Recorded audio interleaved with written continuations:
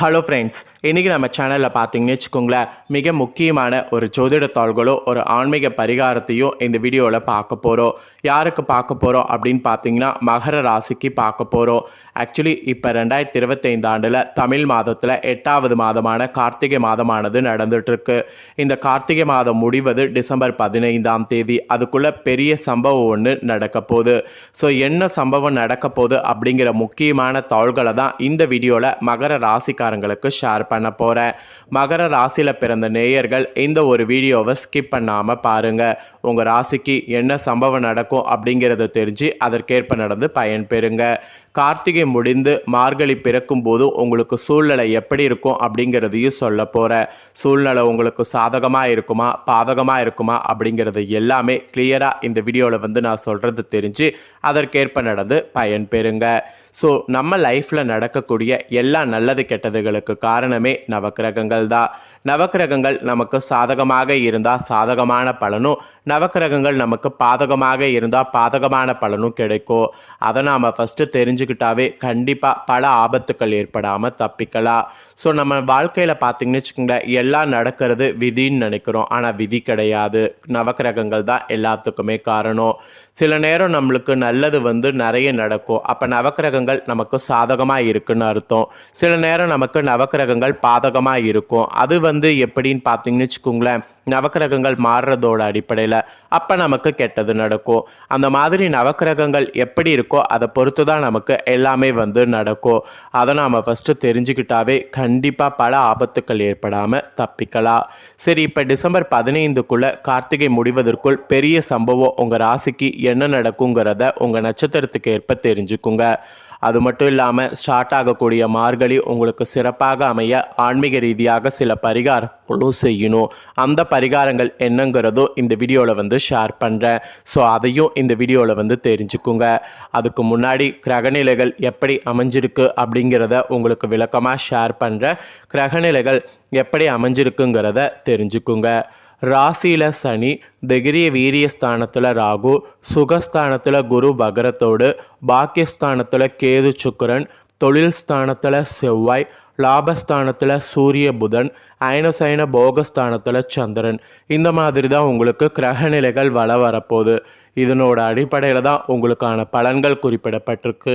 So அந்த பலன்களை தான் இப்போ இந்த வீடியோவில் உங்கள் ராசி நட்சத்திரத்துக்கு ஷேர் பண்ண போகிறேன்.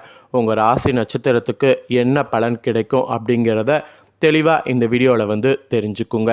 ஃபஸ்ட்டு மகர ராசி உத்திராட 2, 3, 4 பாதங்களில் பிறந்தவங்களுக்கு சொல்லப்பட்டிருக்கு.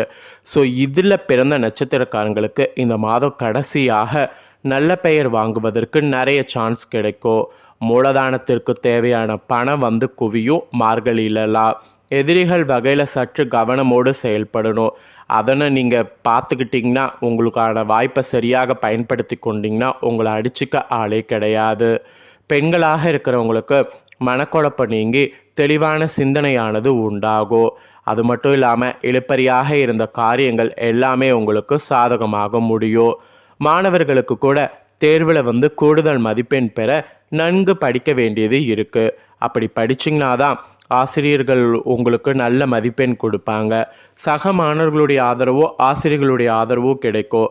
ஏதாவது உதவிகள் வேணும்னா அவங்கக்கிட்ட தாராளமாக கேட்கலாம். ஸோ உத்திராட 2, 3, 4 பாதங்களில் பிறந்த மகர ராசிக்கு இதுதான் பலன் என்பது குறிப்பிடப்பட்டிருக்கு. இதற்கேற்ப நடந்து பலன் பெறுங்க. நெக்ஸ்ட்டு திருவோணமில் பிறந்த மகர ராசிக்கு குறிப்பிடப்பட்டிருக்கு. இதில் பிறந்தவங்களுக்கு இந்த மாதம் கடைசியாக கலைத்துறைகளை சார்ந்த துறைகளில் ஈடுபட்டு இருக்கிறவங்களுக்கு நல்ல முன்னேற்றமானது உங்கள் நிலையில் காண்பீங்க. புதிய ஒப்பந்தங்கள் கிடைக்க பெறுவது ஈஸியாக உங்களுக்கு இருக்குது. பிறமொழி பேசுபவர்கள் மூலம் உதவிகள் கிடைக்கும். அந்த உதவிகளை வைத்து முன்னேறுவதற்கு மார்கழியில் முயற்சி பண்ணும்.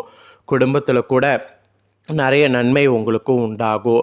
குடும்பத்தில் இருப்பவர்களாலும் நன்மை உண்டாகும். கணவன் மனைவிக்கிடையே சந்தோஷமான நிலையானது காணப்படும். பிள்ளைகளுடைய முன்னேற்றத்தில் அக்கறையானது காட்டணும். உறவினர்கள் மூலம் அனுகூலம் உண்டாகும். அந்த அனுகூலத்தை நல்லா யூஸ் பண்ணிக்கணும். ஸோ திருவோணமில் பிறந்த மகர ராசிக்கு இதுதான் பலன் என்பது குறிப்பிடப்பட்டிருக்கு. இதற்கேற்ப நடந்து பலன் பெறுங்க. நெக்ஸ்ட்டு அவிட்ட 1, 2 பாதங்களில் பிறந்த மகர ராசிக்கு சொல்லப்பட்டிருக்கு. இதில் பிறந்தவங்களுக்கு இந்த மாதம் கடைசியாக உங்களுடைய நிலைமை மாறி புதிய மாதத்தில் நீங்கள் விரும்பியதை கேட்டு பெற்றுக்கொள்கிற அளவுக்கு சூழல் அமையுது. வேலை இல்லாமல் இருக்கக்கூடிய உங்கள் ராசிக்காரங்களுக்கு வேலை கிடைக்கும். கன்சல்டன்சி துறைகளில் வேலை செய்பவர்களுக்கு தகுந்த முன்னேற்றமானது கிடைக்கும். பள்ளி கல்லூரிகளில் பணிபுரிபவர்களுக்கு நற்பலன்கள் கிடைக்க பெறுவது உறுதி. பதவி உயர்வு கிடைக்கும். ஸோ இந்த மாதிரி நிறைய உயர்வான பலன்கள்லாம் உங்களுக்கு கிடைக்க போகுது. தொழில் வியாபாரத்தில் கூட முன்னேற்றமானது உண்டாகும். வியாபாரம் சிறக்க கடுமையாக உழைக்க வேண்டியது இருக்குது. உத்தியோகத்தில் இருப்பவங்க அலுவலக பணிகளை சிறப்பாக செய்து முடித்து மேல் அதிகாரிகளுடைய பாராட்டு பெறுவீங்க. இந்த மாதிரி நிறைய உங்களுக்கு சூழ்நிலை சாதகமாக அமையும். ஸோ அவிட்ட 1-2 பாதங்களில் பிறந்த மகர ராசிக்கு இதுதான் பலன் என்பது குறிப்பிடப்பட்டிருக்கு. ஆக மொத்தம் பொதுவாக பார்க்கும்போது உங்களுக்கு பார்த்தீங்கன்னு வச்சுங்களேன், மனதில் இருக்கக்கூடிய கவலைகளை வெளிக்காட்டாமல் சிரித்த முகத்தோடு அனைவரிடமும் பழகுனீங்கன்னா வரக்கூடிய மார்கழி உங்கள் ராசிக்கு தொடக்கத்திலே காரியத்தனங்கள் எல்லாமே சரியாகும். ஆன்மீக நாட்டமானது அதிகரிக்கும். பயணங்கள் எது செய்தாலும் சாதகமான பலன் தரும். மனக்கவலை நீங்கி தெளிவானது உண்டாகும்.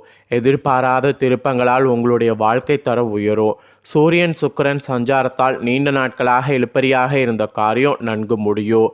புதிய நண்பர்கள்லாம் உங்களுக்கு கிடைப்பாங்க. ஸோ இந்த மாதிரி தான் உங்களுக்கு பாசிட்டிவாக பார்த்தீங்கன்னு வச்சுக்கோங்களேன், சூழ்நிலை மாறும். அந்த சூழ்நிலையை கரெக்டாக நீங்கள் யூஸ் பண்ணிக்கணும் என்பது தான் மெயினாக சொல்லப்படுது.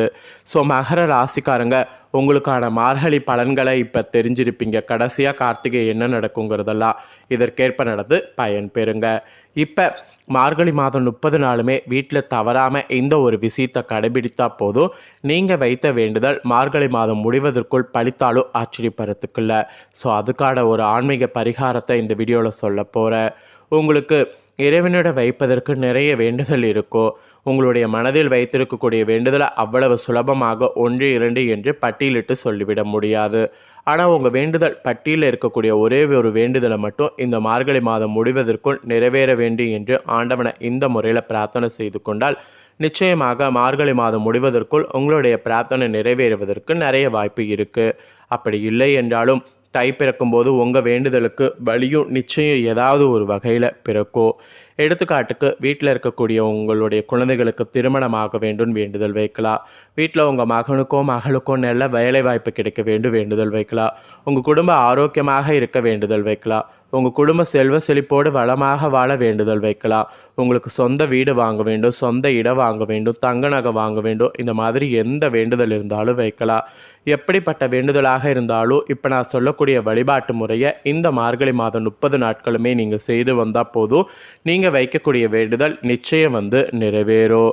ஸோ நீங்கள் என்ன பண்ணணுன்னா, மார்கழியில் காலையில் எழுந்து முதல்ல சுத்தபத்தமாக குளித்துடணும். உங்கள் வீடு சுத்தமாக இருக்கக்கூடிய பட்சத்தில் அசைவம் சாப்பிடாமல் மற்ற தீட்டுக்கள் எதுவும் இல்லாமல் இருக்கக்கூடிய பட்சத்தில் நீங்கள் தினமுமே தலைக்கு குளிக்க வேண்டும் என்ற அவசியம் கிடையாது. ஒரு வேளை தீட்டெல்லாம் இருந்தால் தலைக்கு குளிக்கணும். குளித்ததுக்கு பின்னாடி வாசலில் கோலம் போடணும். கோலத்தின் மேலே முடிந்தால் பசுஞ்சான பூசணிப்பூ வைப்பது சிறப்பு. முடியாதவங்க மஞ்சளில் தண்ணீரில் பிசைந்து வைத்து அதன் மேல் செம்பருத்தி பூ அல்லது சாமந்தி பூ வைத்தாலும் தவறு கிடையாது. ஒருவேளை உங்கள் வீட்டுக்கு வெளியே கோலம் போட்டு அதன் மேல் பூ வைப்பதற்கு வசதி இல்லை என்று சொல்பவர்களாக இருந்தீங்கன்னா சிறிய கிண்ணத்தில் தண்ணீர் ஊற்றி அதில் சாமந்தி பூவையும் செம்பருத்தி பூவையும் மிதக்க வைத்து நிலைவாசலுக்கு வெளியில் வைத்திங்கன்னா வீட்டில் லக்ஷ்மி கடாட்சம் ஏற்படும். ஸோ அதனால் அந்த மாதிரியும் பண்ணுங்கள். செம்பருத்தி பூ ஏன் வைக்க சொல்கிறேன்னா சூரியனுக்கு உகந்த மலராக சொல்லப்படுது, அதனால தான். ஸோ அடுத்தபடியாக நீங்கள் இதெல்லாம் செய்துட்டு பூஜை அறைக்கு சென்று சுவாமி படங்களுக்கு இருக்கக்கூடிய பூக்களால் அலங்காரம் செய்துவிட்டு ஒரு தீபம் ஏற்றி வைத்துவிட்டு கட்டாயமாக ஒரு மஞ்சளில் பிள்ளையாரை பிடித்து வைக்கணும்.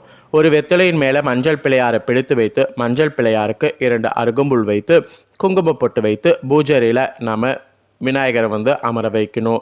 அதன் பின்பு உங்களுடைய வேண்டுதல் என்னவோ அந்த ஒரே ஒரு வேண்டுதலை மட்டும் மனதில் வைத்துக்கொண்டு அந்த வேண்டுதல் நிறைவேற்றி தரும்படி குலதெய்வத்தையும் விநாயகரையும் அம்பாளையும் மனமுருகி பிரார்த்தனை செய்யணும். இறுதியாக இறைவனுக்கு கற்பூர ஆராத்தி காண்பித்து உங்களுடைய பூஜை நிறைவு செய்து கொள்ளணும். இந்த பூஜைக்காக 2 கற்கண்டுகள் நைவேத்தியமாக வைத்தால் போதுமானது. தினமும் மஞ்சள் பிள்ளையாரை புதிதாக தான் பிடித்து வைக்கணும். பழைய மஞ்சள் பிள்ளையாரை தண்ணீரில் கரைத்து செடியில் ஊற்றுங்க. உங்களுக்கு தீட்டு இருந்தால் அந்த டைம் மட்டும் இதை பண்ணாதீங்க. இந்த பூஜையில் மிக மிக முக்கியமானது கவனி கவனிக்க வேண்டிய ஒரு விஷயம், இது எல்லா வேலையும் நீங்கள் காலை 6 மணிக்கு முன்பாக முடித்திருக்கணும். சூரிய உதயத்திற்கு முன்பு உங்களுடைய வேண்டுதலை இந்த மார்கழி மாதத்தில் இறைவனிடம் மானசீகமாக ஆத்மார்த்தமாக வைக்கக்கூடிய பட்சத்தில் அந்த வேண்டுதல் நிறைவேறாமல் போவதற்கு வாய்ப்பே கிடையாது. இந்த மார்கழி மாதத்துக்குள் நிச்சயம் உங்களுடைய வேண்டுதலை அந்த ஆண்டவன் நிறைவேற்றி வைப்பான் என்ற நம்பிக்கை இருந்ததுன்னா இந்த பரிகாரத்தை மகர ராசிக்காரங்க கண்டிப்பாக செய்திடுங்க. ஸோ இந்த வீடியோவை மகர ராசிக்காரங்க ஸ்கிப் பண்ணாமல் பார்த்துருந்தீங்கன்னா உங்களுக்கு கண்டிப்பாக ஒரு ஐடியா கிடைச்சிருக்கும். ஸோ என்னெல்லாம் நடக்க போகுது, என்ன பரிகாரம் செய்யணும்னு. இதை நீங்கள் பயன்பெறுவது போல் உங்கள் ஃப்ரெண்ட்ஸ் ஃபேமிலியில் இருக்கிறவங்களும் பார்த்து பயன்பெறணும் அப்படின்னு நினச்சிங்கன்னா வீடியோ லைக் பண்ணி உங்கள் ஃப்ரெண்ட்ஸ் ஃபேமிலிக்கு ஷேர் பண்ணுங்கள். ஏன்னா உங்கள் ஃப்ரெண்ட்ஸ் ஃபேமிலியில் இருக்கிறவங்களும் உங்களை போல் மகர ராசிக்காரங்க இருந்தாங்கன்னா கண்டிப்பாக இந்த வீடியோ பார்த்து இந்த தாள்களை தெரிஞ்சு இதற்கேற்ப நடந்து பயன்பெறட்டும். இதே போல் புதிய தாள்களை தெரிந்து கொள்ள மறக்காமல் நம்ம சேனலை சப்ஸ்கிரைப் பண்ணுங்கள், கூட பெல் பண்ண ப்ரெஸ் பண்ணுங்கள். ஃபஸ்ட் டைம் பார்க்குறவங்க அதை நீங்கள் பண்ணிட்டீங்கன்னா இனி நான் போகிற மற்ற அப்டேட்டான எல்லா வீடியோஸும் உடனுக்குடனே தெரிந்து கொள்ளலாம். சப்ஸ்கிரைப் பண்ணி சப்போர்ட் பண்ணுங்கள். வேறொரு வீடியோவில் சந்திக்கிறேன். நன்றி.